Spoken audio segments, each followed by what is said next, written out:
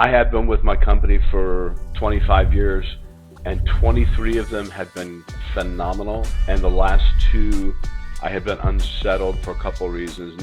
Number one, in the food business, the best marketing is having someone taste your product.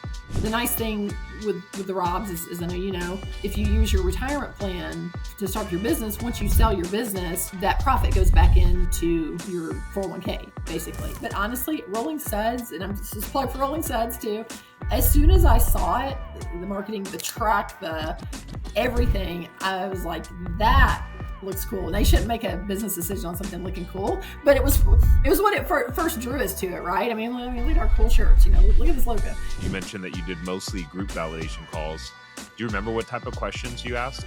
That's a good question.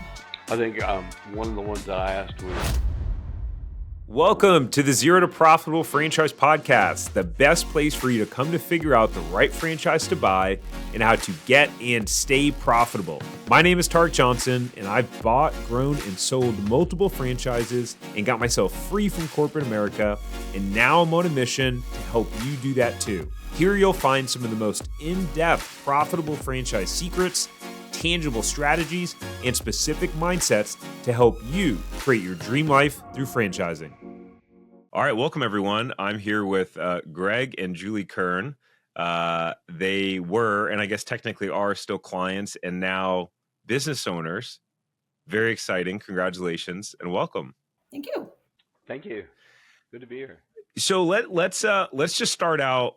What do you guys do? What business are you in? Just give us a quick kind of 30 seconds on kind of, who you are and what your business is. And where are you in the process? Where are you in the stage right now? You want me, Julie? I'll take it so you can mute. Because you got a little background noise there. We are. We have our shirts on.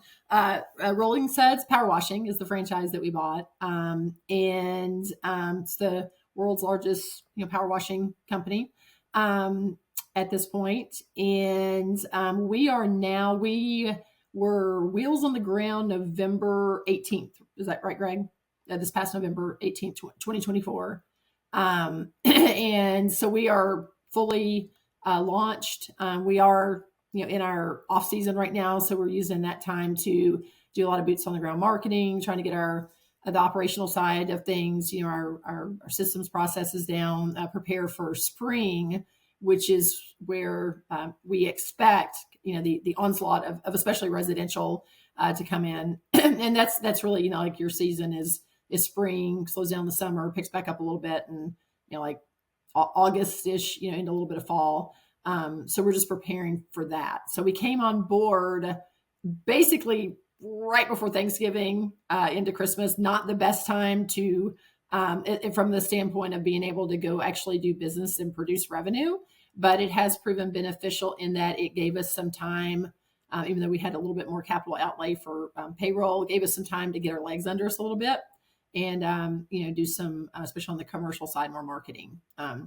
So things are starting to pick up a little bit now, we're seeing, as we're into February 2025. Yeah, awesome. It's interesting because some people, I've had in the past some people that they try to time when they get into their business if there is like a seasonal element to that.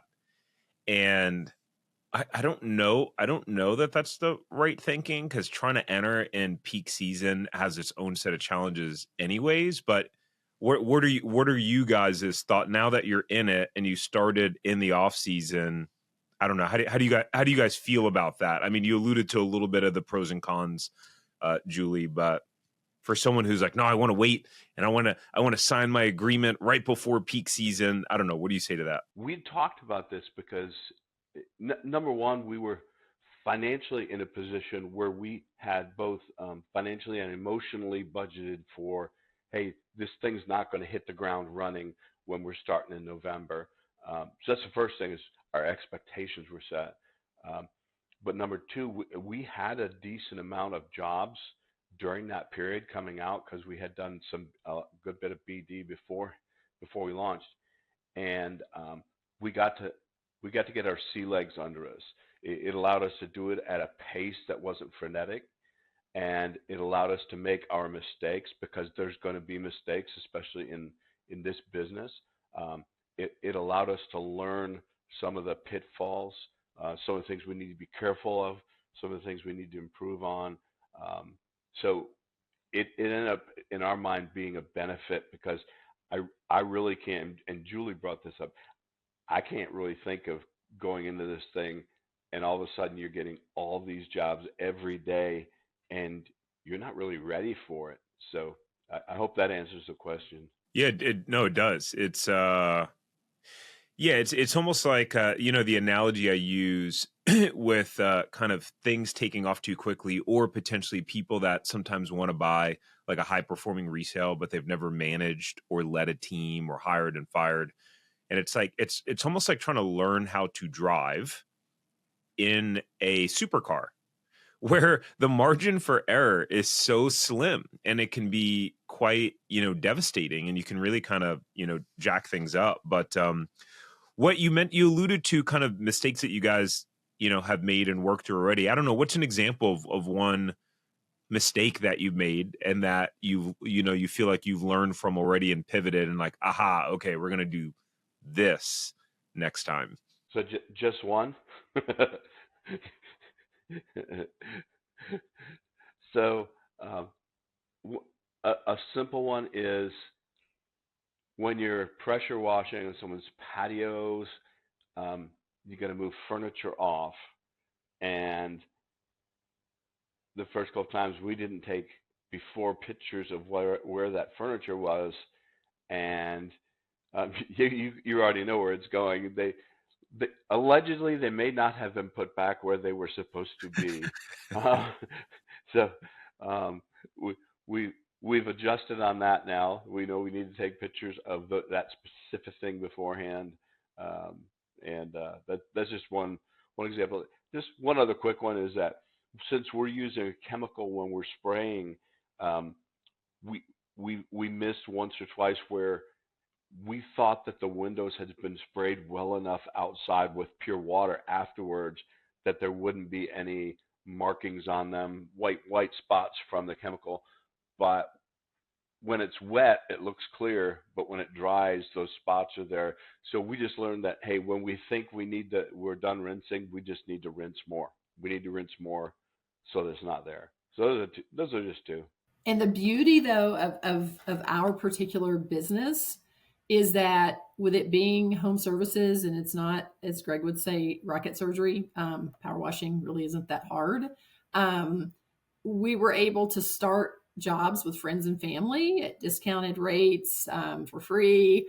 And so we made we made mistakes with people that we know well enough to say, "Hey, you missed this. Would you, just to let us know." So we were able to get some of our training. We did do some training on our own. We did a couple of our own. We have some rental properties, other investment properties, and did some training on those, which is nice. Again, you make a mistake, you're just making it on your own place. We did our own personal home, and then friends and family. So that allowed, even though there was one big commercial job, pretty much out of the gate on the residential side, it did allow time to and grace to make a few mistakes. It's not like having a grand opening for a QSR, and everybody walks in the door and you don't have enough hamburgers to serve or something. You're not going to get that same kind of grace, most likely, to learn. So it is, and that's one of the reasons we were attracted to this particular business. We knew, as come this, we wanted home services. We didn't want a storefront, no food service of any sort, no assisted living, and so lean staff, and also one that honestly it's just not that hard. Now that doesn't speak to running a business, that part of it, but as far as the actual service that we sell, it shouldn't be that hard, not with the equipment that we have. And if you hire the right people, and, we've got, they went through all the training you could ask for, up in Nashville when they first got started. So that part of it, makes it not that difficult. And then at the same time, you get to kind of let your friends and family be your guinea pigs. It's just nice. So our team have looked into a few hundred franchises and put together a list of 5 low-cost franchises that all make $1 million or more, and that have a proven track record of both happy and profitable franchisees. So if you have a net worth of at least $150,000 and you want to see if the territory that you want is still available for any of these franchises, then you can go to franchiseempire.com/check territory. All right, let's get back to the episode. Yeah, that is nice. It's funny you mentioned the whole doing a grand opening at a QSR, and I remember our when we did, it was supposed to be like a family and friend soft opening. We didn't have any family in California, so when we first opened the store, but word just got out, and it becomes this when you're giving away free stuff, because that's how you're supposed to do it in that world. You give away free stuff and just get as many people in. And we our circuits were overblown, meaning just like our capacity, we had just a giant line throughout the door. It was just pure mayhem and chaos in the store. I mean, it was so stressful. It wound up being a good thing, because in that business, the best thing you can, in the food business, the best marketing is having someone taste your product. But anyway, yeah, it was crazy, and it was very stressful and very chaotic. So you get to stress test your business right at the outset. Oh yeah. Yeah, 100%. Let's hit rewind for a second. So Greg, I see number one, all of those awards in the background that you have. What were you guys' backgrounds, coming into this? What did you guys do, and what do you still do if that's something that you participate in currently? Gotcha. Yeah, and I'm not currently involved in that anymore, but for 25 years I was with one company. I was truly blessed to find something. Most men, not all men, but most men are kind of socio-economically cast in my mind when they're 40 years old. That's kind of where most people are going to live. And I found this opportunity that was just amazing. And it's a very specialized recruiting. I helped find meaningful employment for veterans, whether they're just making their first transition out or whether they've already been out for a while. And I was blessed enough to place over 2,500 candidates, and was the number one producer in our company's 33-year history. And it was truly life changing, not only for me but for my family. Wow, that's fantastic. I'm sure in a little bit I want to talk about kind of how that experience has kind of helped you and shaped your decision in choosing this business. But what about you, Julie? Well, I would say about 25 years total, and then 20 years, almost 20 years with the same company. I was a software developer. I did database development, back-end reporting, dashboards, that type of thing, for an insurance company. Great job. Was very blessed financially. Got to work from home, be with my kids. It worked with great people. I mean, no complaints, but I just, around 2016, 17, I was just, feeling dissatisfied. I said, I don't really know I want to do this for another 20 years, because I could kind of do it in my sleep at that point. It wasn't challenging, and I didn't really care to grow in that industry anymore. So Greg was kind enough to encourage and allow me to go pursue real estate investing. So I with a partner, had a real estate wholesaling business for about 2 years, and at the same time, we were buying rental properties and doing flips, and then moved on from that and just did some independent real estate investing. Bought an apartment complex in 2019. That was a pretty massive undertaking, a repositioning. And that actually, we just sold that in December of 2024 and did real well with that, which was really nice because it's given us a lot of nice financial cushion with that, as we're working on building this business. And we own a couple of small assisted living facilities. And still do real estate, some flips here and there, and still hold some investment properties. So you guys weren't green to just entrepreneurship and in general, right? Like you've gone down that road. I mean, and I would consider real estate and real estate investing entrepreneurship. So it's funny because some people go, well, I've heard people say like, well, franchising is not a real business. It's not like it's, they think, yeah, I know, but right. That's an interesting reaction. So I'm curious, what's your take on that if someone were to say that? Or like, oh, I could just go out and do this. I could just go out and start my own power washing company. Yeah, Greg, you got a friend there in the background. So actually, I had somebody that I'm in a business partner with right now, and just a one deal. We're flipping some duplexes, and I told him we were doing this, and he's actually bought a business he worked for, and I told him about it. He said, "Why would you spend all that money on a franchise when you could just do it yourself?" And like, well, I've done it myself because I've been the one that's mainly, well, pretty much along with another partner, run the assisted living and reposition that. And I know what it takes. And that was taking an existing business to reposition it. And the difference is between that and a franchise. I won't say everything's provided for you because you still gotta do the work, put the work. You've still got to run your business. You're still responsible. At the end of the day, as you told us early on, you're still responsible for it. But my goodness, I mean, the things that are already set in place, the systems already for digital marketing and the training. I mean, like the truck that comes, macked out with all the equipment and everything. We didn't have to build that and design it. It's already done. We just leased it.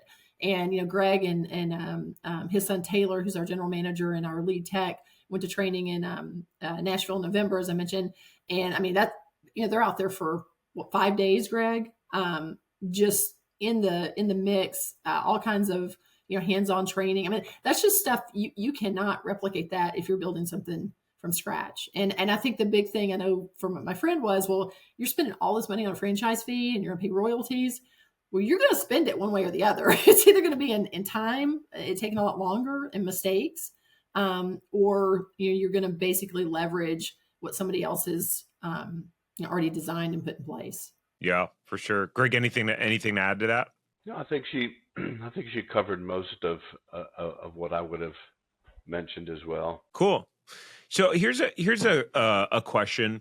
Sometimes we'll chat with people where they're just like, well, it's like, why are you looking at franchising? Why are you looking at starting a business? Like trying to understand their why and their motivation. And I think sometimes it can be tricky with folks that are successful like yourselves. Like you're already in a spot where it's like, we don't have to do anything risky. We're in a good place financially. We don't have to put ourselves out there at all.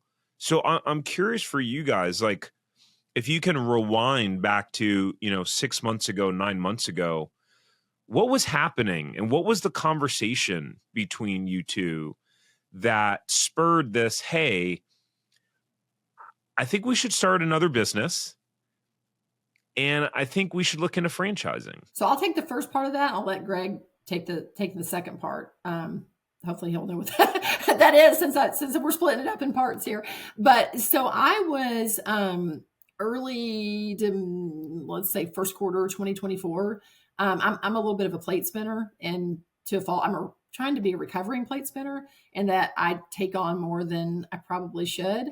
But I was kind of looking to shift from real estate for various reasons to buying or starting a business. Various factors. A few folks I know have, opened franchises that they were happy with, bought businesses, started businesses. And so I was kind of looking into that, and that led me down the path of franchising. But what I came to realize very quickly is I didn't have time to actually be an operator. Like there just wasn't going to be time, even with, eventually building up to where maybe you've got like a, GM or somebody run it for you. It just wasn't going to be a me thing. At the same time, but I became very intrigued with franchising, which I really didn't know much about or didn't really give much consideration to. At the same time, and this is Greg, where you can jump in on your side of things and how this came about. Okay, yeah. At the same time, notice that great segue there. Thank you, Julie. I have been with my company for 25 years, and 23 of them have been phenomenal. And the last 2, I have been unsettled for a couple of reasons. Number one, out of the blue, they came out with a 35% pay decrease for their sales force, including their top people, and that's not not a minor thing, of course.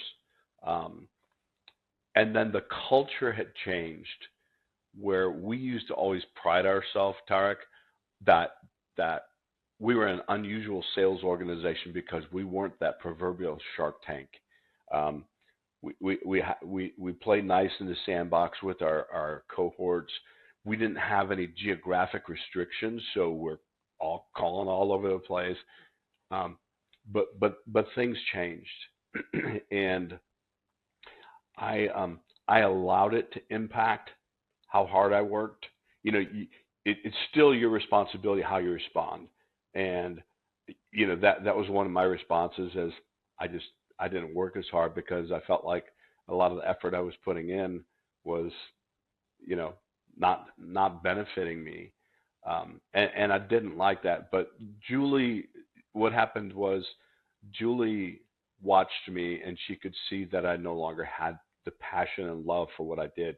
Because finding meaningful employment for someone that's just come back from Iraq, as you can imagine, Tarek, it's really fulfilling. I mean, I, I I've got some friends. I talked with him yesterday, a guy who was a special forces, a Green Beret guy, and the top of the Green Beret guys, and we've been friends for 15 years now. And he tells me he loves me. He considers me a brother. But things just changed, and Julie saw me dying on the vine. I've got physical limitations, pretty significant, so I can't. The thought of retirement, my retirement, I thought I was going to play golf all the time and everything. My body won't let me do that, so um, doing nothing wasn't really going to be an option. So Julie had been talking for years, probably a couple of years, and just talking to me about, I just don't see this as being the highest and best use of your time. I think you could do so much more if you had a business of your own. And it was timing. I finally got to the point where I was willing to listen. And the first part, shameless plug for you, was plugging into your program, kind of looking at the different options and going through the process of vetting these businesses. And it was funny because we picked out about 7 or 8 we were going to look at, and our third one was Rolling Suds, and we were like, we don't have to look at anything else. That's it. That's the one. That's how things happen. Fascinating. And Julie will tell me if I left any important factors out. No, the only thing I'll say is just the timing element of it. We are people of faith, and God's timing is always perfect, and just the way things happened. And then, so to add to that, one of the confirmations for us, there was the funding piece of it. And we had some capital we could have used, but it would have been preferred not to, because that would have been, at any given point in time when you're in real estate investing, it's capital. Well, probably anything, but especially real estate, it comes and it goes, and it's invested and it's locked up in properties. And so it left us tighter than we'd like to be at this stage of life. And so when we learned about the Rob's plan, program, whatever, it just fit like a glove. Because the nice thing with Greg, with the Rob's, as I know, if you use your retirement plan, to start your business, once you sell your business, that profit goes back into your 401k, basically. And so if you're 30, 35 years old, that's great. You just beefed up your 401k, and you could rinse and repeat. Pay yourself salaries, you can make some money from it that way, but you can't take any of the profits. Well, at Greg's age, the good thing is, whenever we ultimately sell, that money's fully accessible because he's already able to take distributions from his 401k. So when that all kind of, we put all that together and realized it was going to work, we ran into one little possible obstacle at the beginning of exploring the Rob's, using the Rob's, and we're able to work past that. It had to do with me having a solo 401k, which is another qualified retirement plan. All that. Anyway, but there had just been some regulatory changes at the beginning of 2024 that actually opened up the door for us to be able to do it, where we wouldn't have been able to do it the year prior, if I'm getting all that correct. I don't begin to understand the ins and outs of it, which was just another confirmation for us that I think the timing is right here for this. And then the other thing I'll say for Greg, when we moved, we live out in the kind of the boonies, and right around that time, his company went to completely virtual. Greg's not a virtual kind of person. And that's part of, I think, adding to the other pieces that he told you were tough for him. His leaning. I could sit here at my computer all day and work and be perfectly content, or not leave the home office for a week. Greg likes to be around people, so that's part of the reason he was dying on the vine too. Is he needed to get out, and since we've started this, he's out, and he's throwing everything into it. He's out dropping into apartment complexes and going and visiting people, going to gas stations, talking to everybody he knows, and going to events and the community business associations. And he's really working to his strengths now, where I was watching him just kind of just exist, professionally. Hey, so if you want to figure out if you should buy a franchise and learn the fastest and easiest way to figuring out the best franchise to buy and everything you need to know about the process, then you'll want to go get access to our Franchise Buyers Academy. In our Franchise Buyers Academy, you'll get a behind-the-scenes look into specific franchises and exactly how much money they are making. You'll get simple formulas for finding money-making franchises and a blueprint on how to scale them into a franchise empire that can be sold for a lot of money later on. You'll be able to finally answer the question on, should I buy a franchise? Now you can get access at franchiseempire.com/FBA. Now let's get back to the episode. Yeah, and my experience of you, Greg, is like you're a life of the party kind of guy. Real fun. Just always light in the mood, has something funny to say. So I could see how being in a virtual environment and not being able to have that human connection and kind of intimacy can be suffocating, overall. See that? Yeah. I like to at least think I'm funny, but but the thing is, I didn't realize it was happening. What you just said was happening, and I didn't realize. I didn't fully realize how I was missing the social interaction. When you're taking breaks during the day to go to Home Depot with your dog so you can get some interaction for him and you, that's when maybe it's time for a change. He still does that, though. That's more for the dog now, though. I think that's the cool part, though, right? In starting a business with someone you're married to or close to, is that you guys can support each other's blind spots, right? I know that was one of the things that helped a lot when we were launching our business with me and my wife, because she is the Greg in the relationship, meaning she is the life of the party, social butterfly. I'm good at pretending to be an extrovert, but really quite introverted, actually. That's kind of like Julie. That's what Julie is. Yeah, exactly. It's just like the kind of the mirror opposite in you guys' relationship. But real quick, I do want to circle back for people that aren't familiar with Rob's. Basically, that's in the funding method that you use, because that was actually one of the questions from someone that someone submitted through YouTube is how did you fund the franchise? And so Rob's is basically when you can use money that's in an old 401k, and you can essentially use that to fund your business without triggering a tax liability. You're technically not like distributing the money.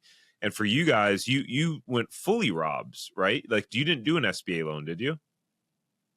So that helped to expedite that. I know you had some hurdles in the distribution. That was just kind of a paperwork thing, but still quicker than if you would have done an SBA loan, and easier. It was probably from start to finish with the hurdles, which were strictly not because of Rob's, but just for the plan administrator for Greg's 401k made a few mistakes that were a little challenging to overcome. What was it, like 2 months from start to finish that it had to have been 2 months or right about that. And it would have been faster than that had it not been for some of the hiccups we ran into. So it was fast. It was, and we obviously have to use a I don't know what you call them, but we went with a company that basically they do the whole thing for you. You have to, because there's so much paperwork, legalities, compliance that you have to do.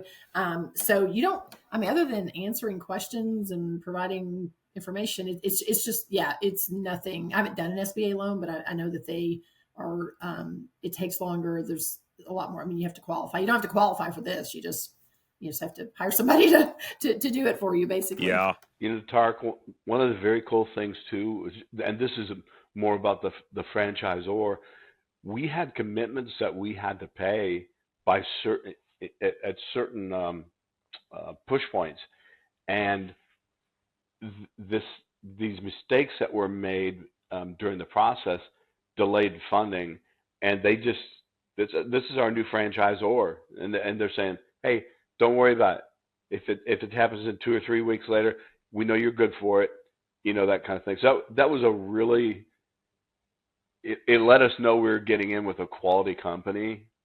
So that was a real exciting part of the process. They allowed us to go ahead and fund what was comfortable at the time, and then we signed a note for the remainder of it. And even when we were kind of pushing up against the date on that note, they were super flexible. They were really, really good to work with, and obviously it all worked out. So yeah, that's fantastic, because you're basically, I mean, with the franchise, you're basically getting into a business marriage. I mean, it's you guys have a 10-year agreement. Is that what Rolling Suds is, 10 years? So yeah, you're basically getting into like a 10-year business marriage is what you're committing to. So just that trust and flexibility it's so key.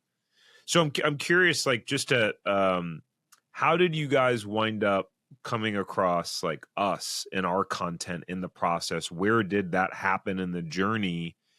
And had you guys already locked in on some franchises at that point? Had you even known what you wanted to do, or what was where were you in the process? So I discovered, I'm a podcast junkie.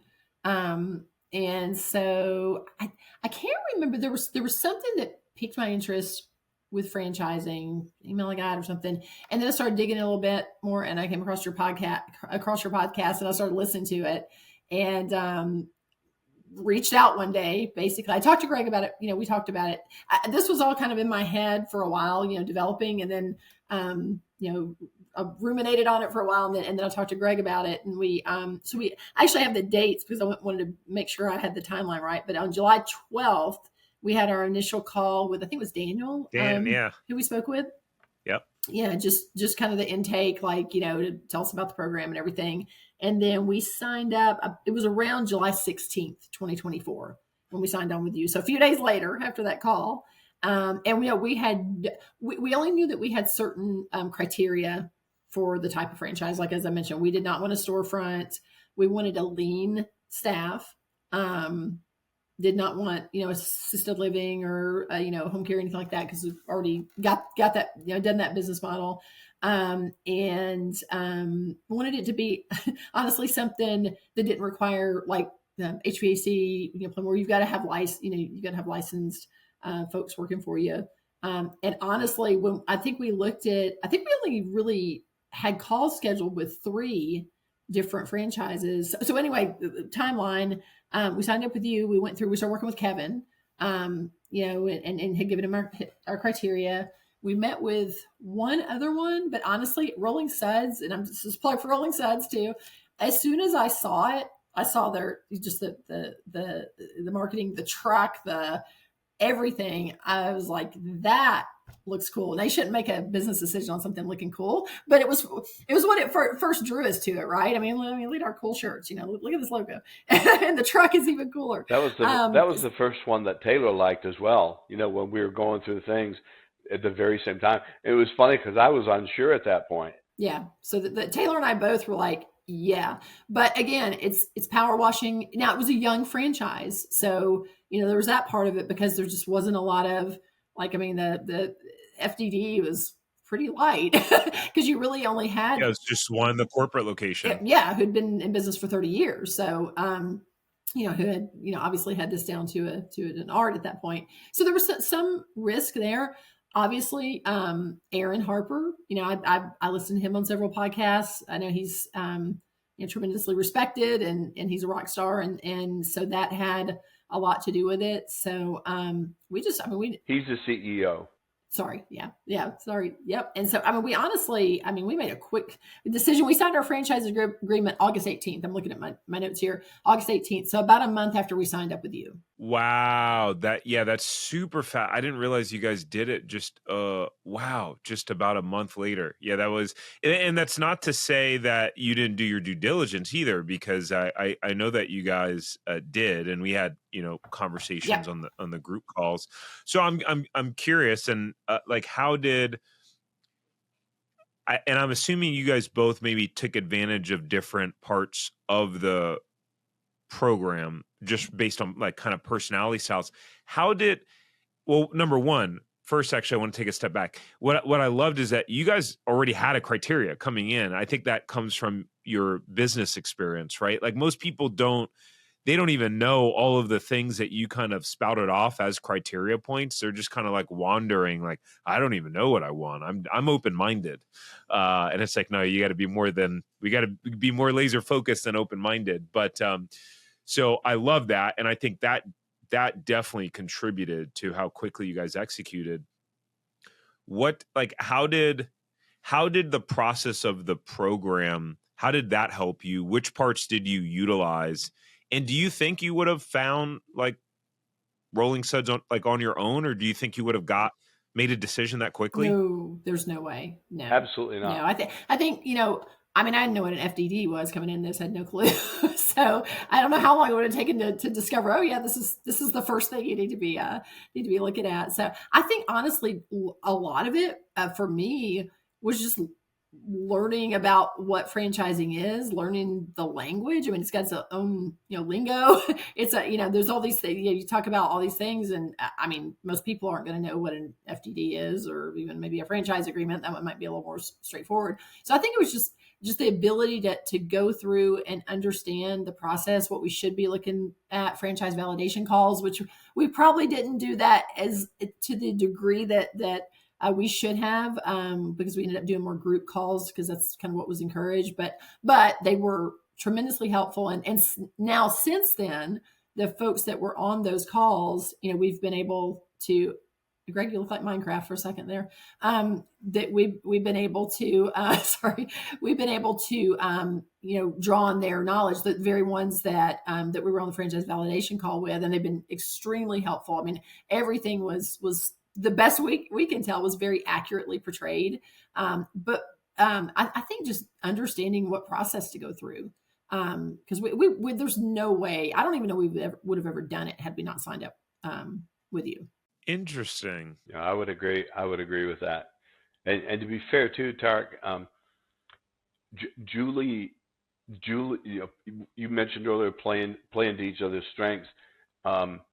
Julie is a far more advanced business person than I am, because over the last 10 years or so, my role has been to stay plugged in, nug it out, and be successful in my career, and that allowed her to do these other things that she wanted to do.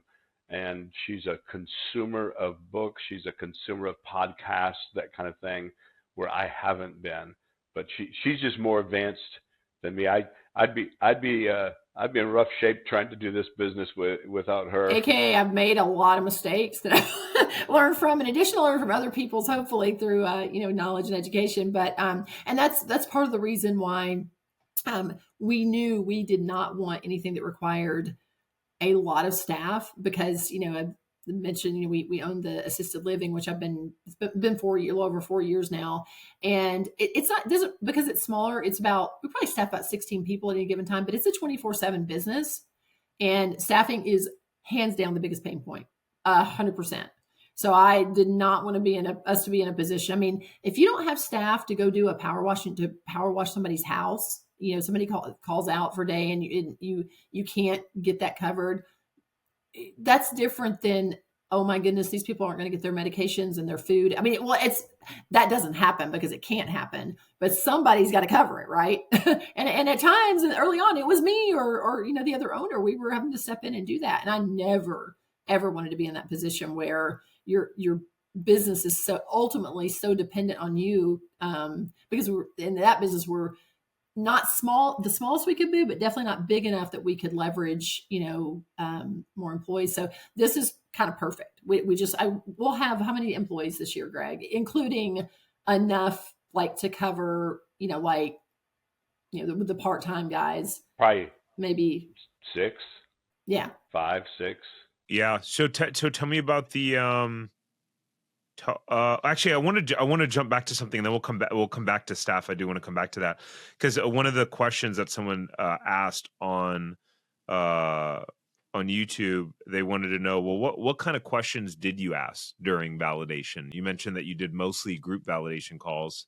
Do you remember what type of questions you asked? That's a good question. I think one of the ones that I asked was,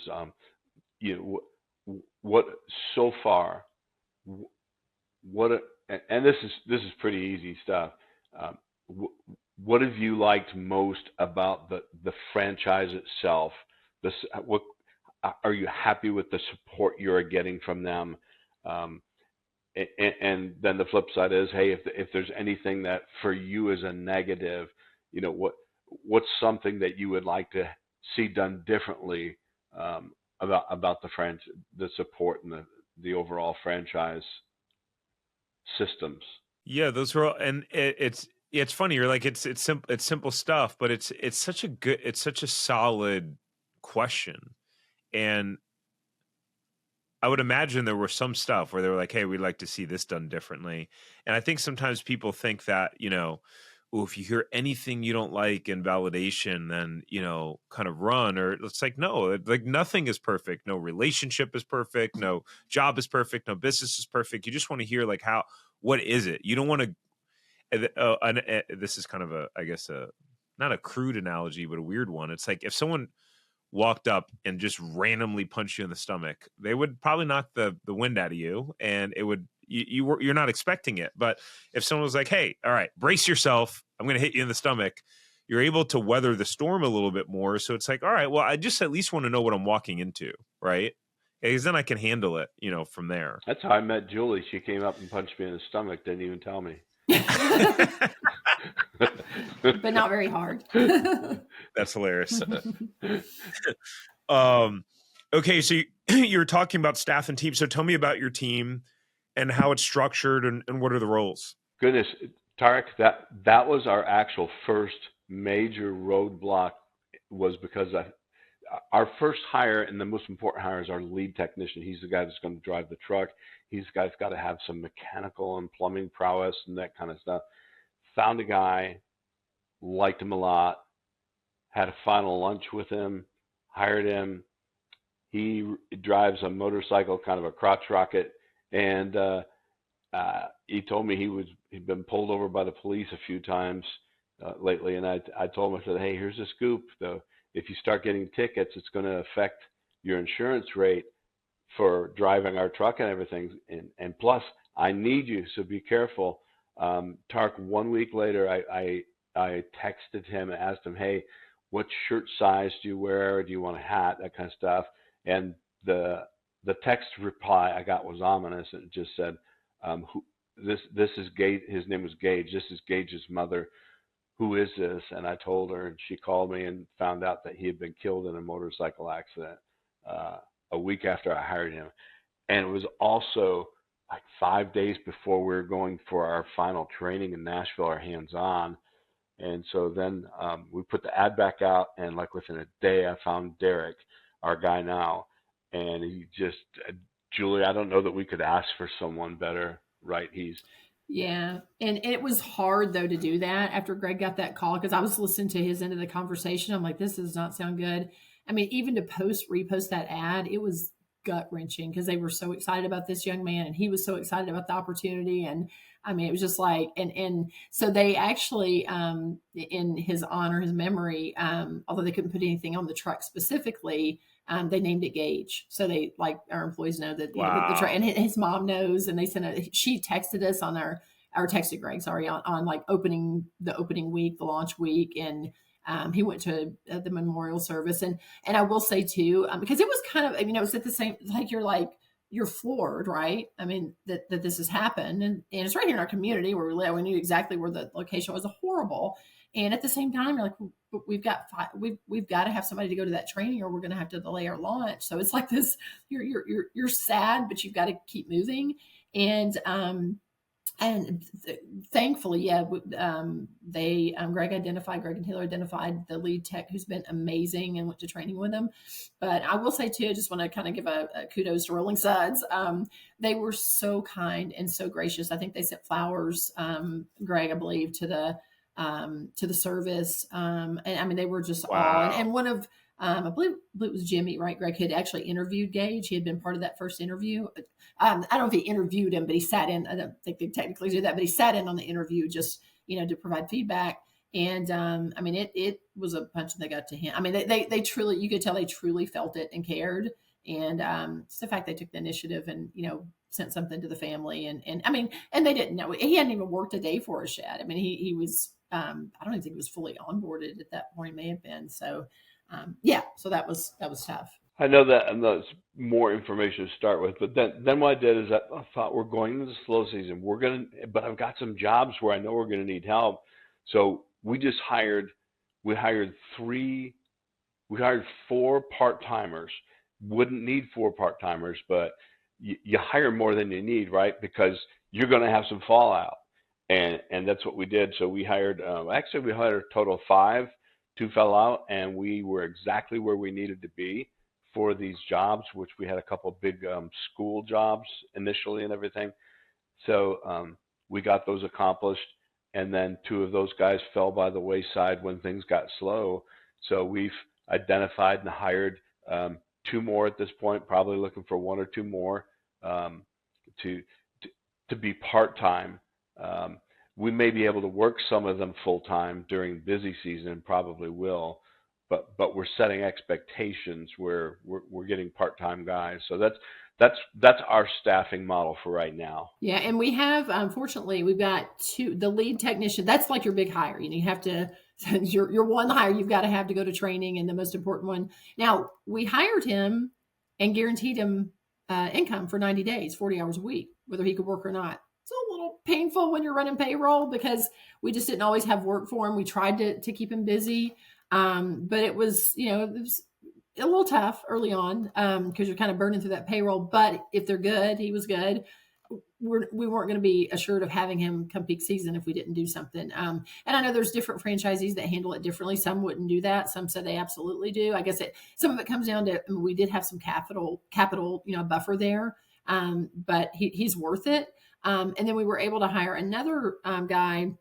So being able to drive the truck is a big deal. And they've got to have a clean driving record, or your premiums are going to be sky high. I mean, to the tune of thousands more a year because it's commercial. Oh yeah, commercial insurance. And so we actually have another guy who's kind of in the wings. He's in, and he can drive the truck too.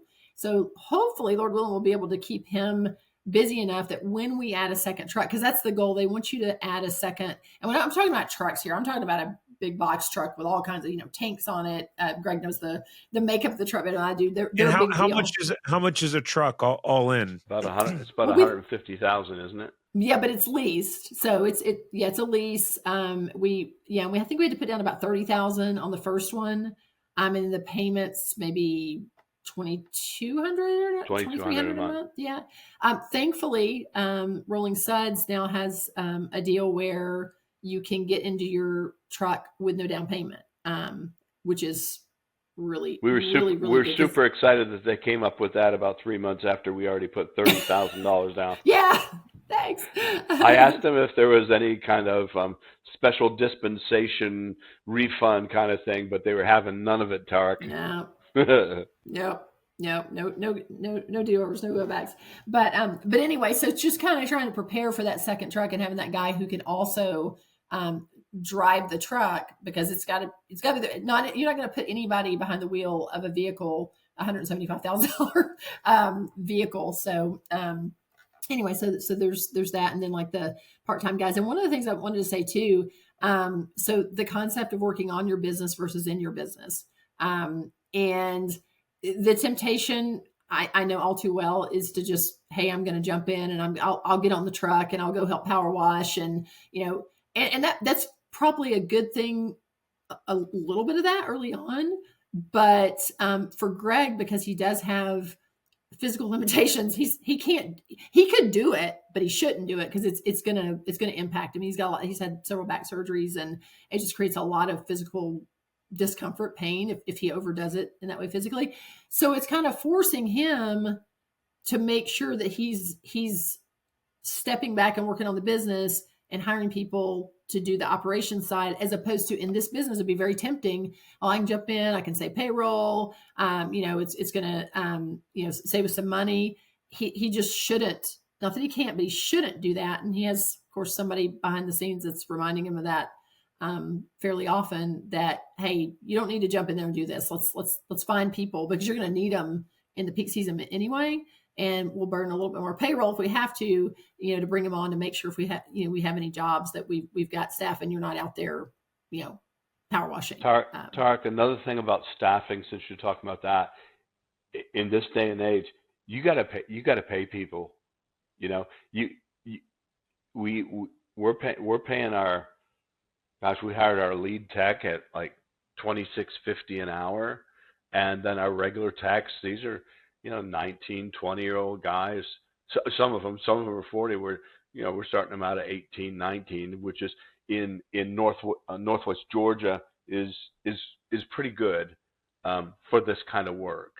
But gosh, if you try and go cheap, turnover, you get what you pay for. Yeah. Oh, absolutely. And we've got some really solid guys, Tarek. And part of that is because my 25 years of doing recruiting, I can tell within 5 minutes what kind of quality I'm getting, with very few exceptions. So we've got. So what are your hacks towards that? I'm curious, like how do you do that? I know a lot of it's soft skills and kind of intuitive, but what are you looking for? So some of it, I had to really change expectations, because when you're placing military guys with Procter and Gamble for a management position, they can't have multiple jobs. Like all of a sudden you see someone that left the military in 1919 and they've had 3 jobs in 3 years.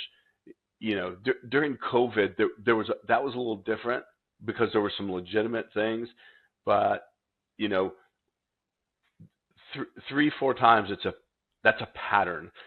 But in this business, you can't really think about, for the most part, these guys being career guys. You got to think about, hey, if I get someone solid that I can get a good year out of them, 2 years, that's a good hire. So that was a change I had to make. But the types of jobs where the big way I screen, if I see someone and I've had some of these where their entire background has been a year or two here and there at a QSR, doing the fries and the burgers and that kind of stuff. That kind of work, although not easy, it doesn't translate well into outdoor work in the elements, and a little more blue collar work. So I look for people that have done some kind of blue collar role, and that could be something like working in a warehouse where they're picker packers, even though they're not in the elements. So that's kind of what I screen for, and then it's just personality and feel, which that's a strength of mine, is being able to pick up on things. Did that answer it clearly enough, Tarek? Yeah, it does. And no, it makes sense. Like being able to, I remember one of my first businesses was the landscaping business. And yeah, there's nothing like being out working in the heat, working in the summertime. It's different. It takes a different level of mental toughness, because now you're not just dealing with the work, you're dealing, like you said, with the elements and kind of adversity of that. So that all makes sense. I know we only have a little bit left.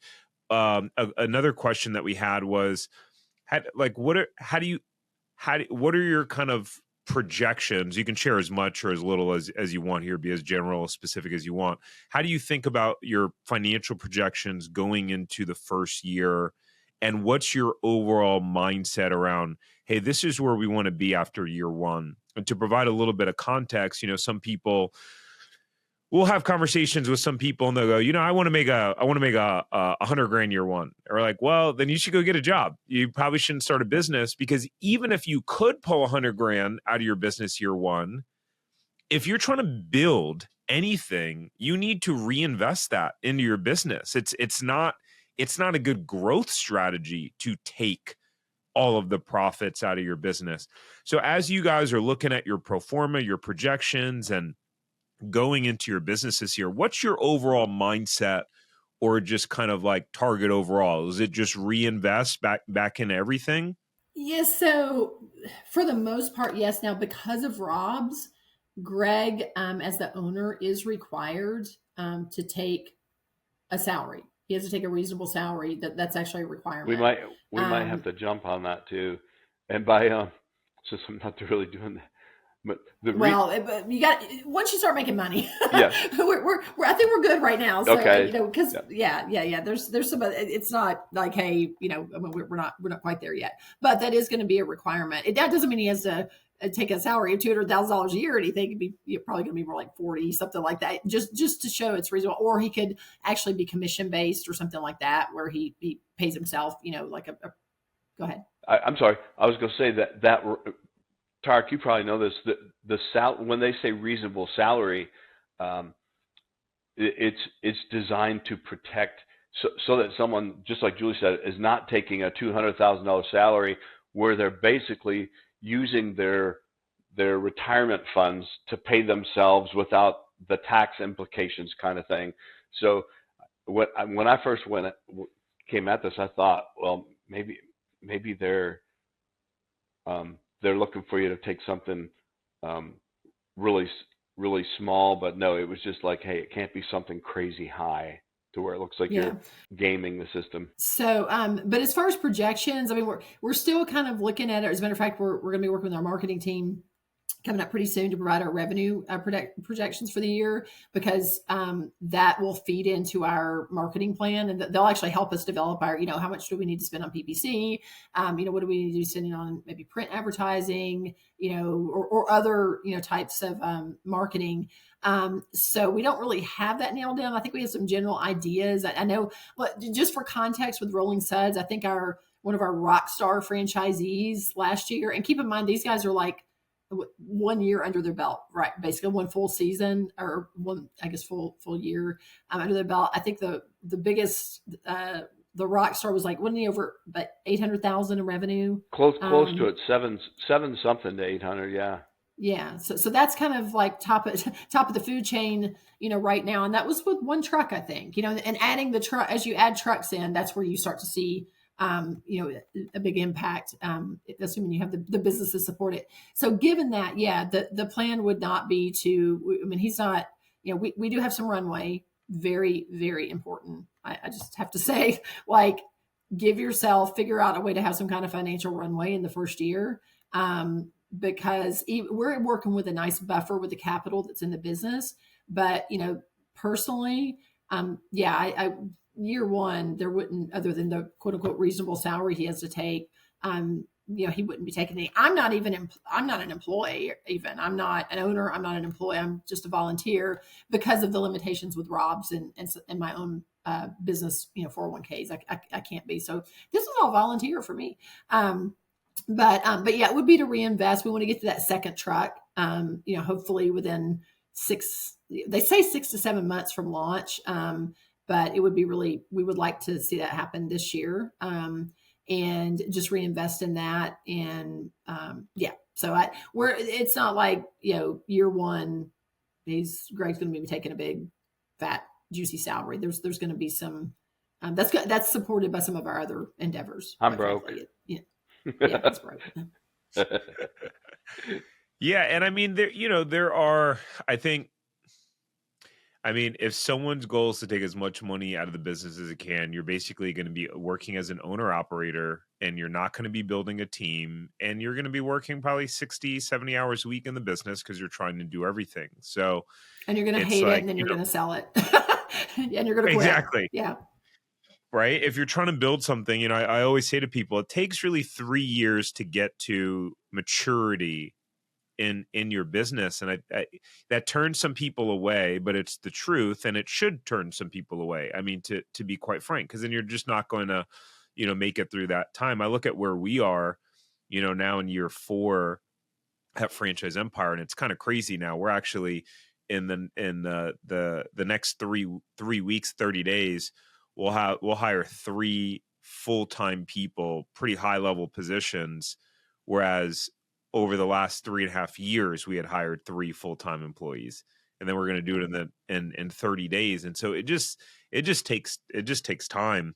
Real quick before we go, I'm curious, you guys had some early success and kind of jobs, and I think that school that you kind of mentioned, what's been your kind of business development strategy, and how did you like get some quick successes under your belt in terms of jobs? Well, you're probably aware of this. Taylor, my son, is our GM, but during this time where there's not a lot of GMing to be done, he's been in sales, and that's what he's done in the past.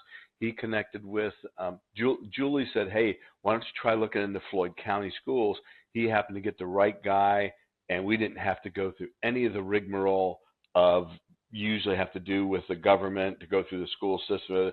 They just hired us for these projects, and they went well enough where they've had us give 7 other bids for 7 other schools, and they're talking about us doing all 16 schools, and then on a rotational upkeep plan.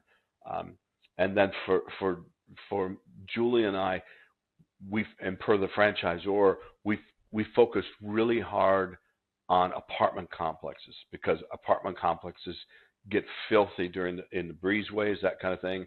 And Julie started this, and cut me off if we're running short, but she started going out and doing pop buys with a couple of different treats, cookies, that kind of thing.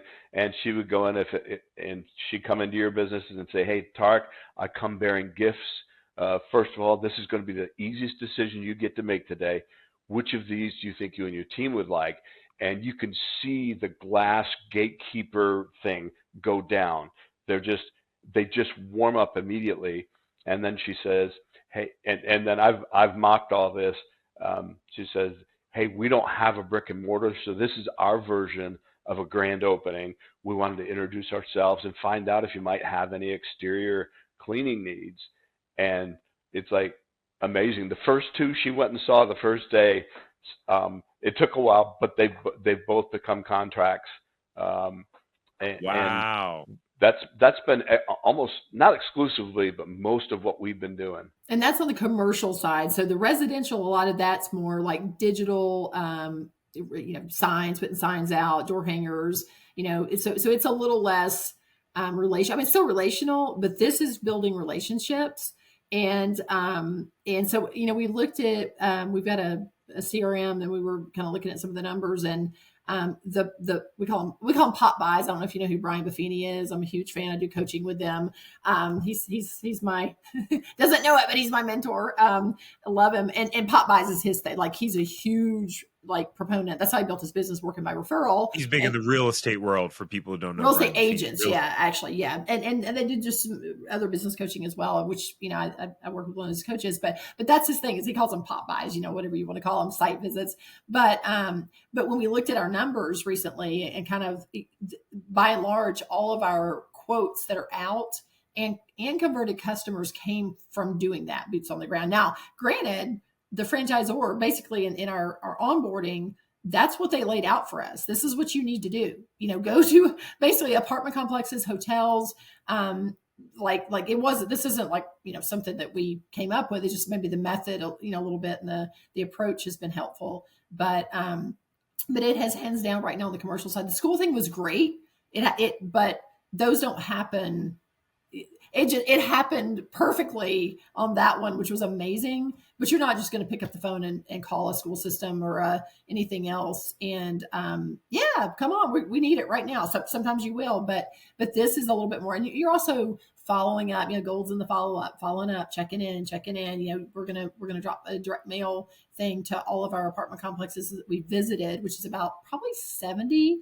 I'd say we'd hit probably about 80% of apartment complexes in our territory so far with in-person visits and then email follow-up and everything. So that has been huge while we're in our season where we're slow and just establishing those relationships.